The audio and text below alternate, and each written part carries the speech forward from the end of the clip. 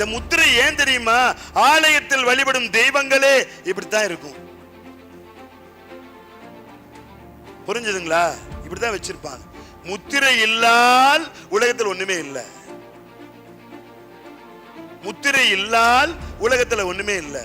திருவள்ளுவர் ஜலமுத்திரை, மகாவீரர் மகாமுத்திரை, ராமகிருஷ்ண பரமஹம்சர் மிருகி முத்திரை. ஒரு கையில ஹிருதய கமலம், இன்னொரு கையில மிருகி முத்திரை. சர்க்கரைக்கு அருமருந்து மிருகி முத்திரை. கோடி சுவாமிகள் கோபுர முத்திரை, சீரடி பாபா அபய முத்திரை, வள்ளலார் சிப்பி முத்திரை, நபிகள் தட்டு முத்திரை, இயேசுநாதர் பிராண முத்திரை. இன்னைக்கு மேல என்னங்க வேணும்? எல்லாமே முத்திரை தான். முத்திரையால் முடியாதது எதுவும் இல்லை. முத்திரையால் முடியாதது ஒண்ணுமே கிடையாது. முத்திரையால் முழுவதும் மாறும்.